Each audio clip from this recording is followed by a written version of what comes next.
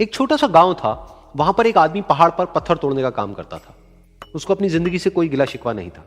पूरा दिन वो काम करता, मेहनत करता, दिन के एंड में जो थोड़ा बहुत पैसा मिलता वो जा करके अपने परिवार के साथ में थोड़ा सा टाइम स्पेंड करता और चैन से सो जाता। तो एक दिन रोज की तरह वो अपना काम खत्म करके अपने घर की तरफ जा रहा था, तो रास्ते में चलते चलते उसके मन में ख्याल आया कि ये भी कोई जिंदगी है कि सुबह से शाम तक मैं पत्थर तोड़ने का काम करता हूं और एंड में मेरे को थोड़े से पैसे मिलते हैं, जिसमें मुश्किल से मेरा और मेरे परिवार का गुजारा हो पाता है।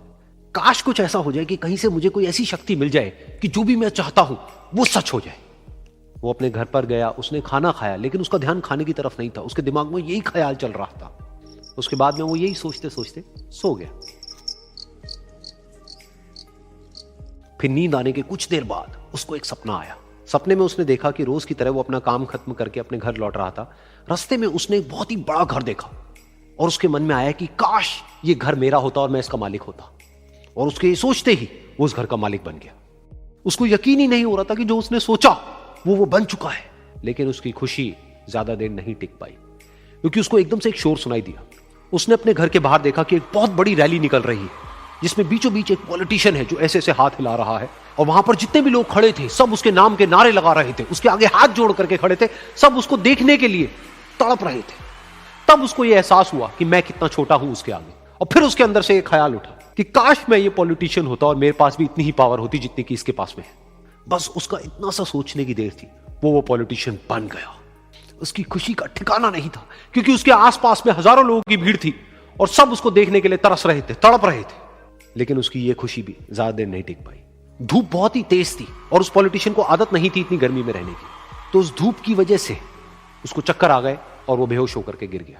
फिर उसको एहसास हुआ कि ये पॉलिटिशियन सबसे ताकतवर नहीं है, ये जो सूरज है ये सबसे ताकतवर है।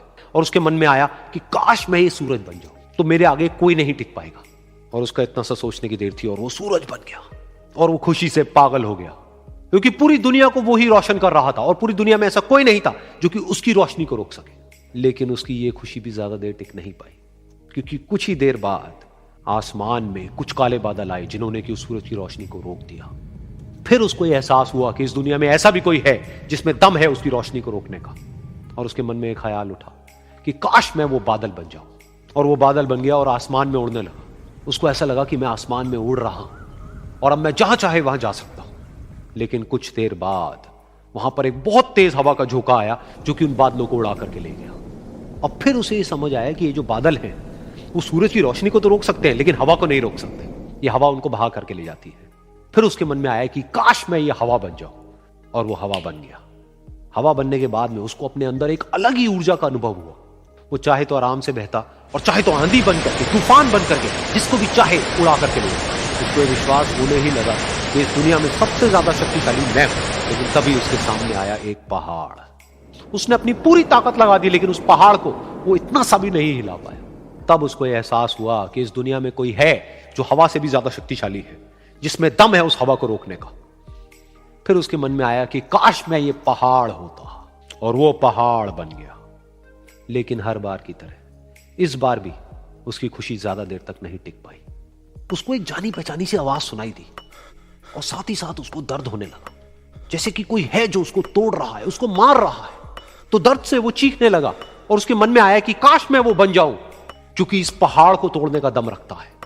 लेकिन इस बार उसकी ये ख्वाहिश पूरी नहीं हुई।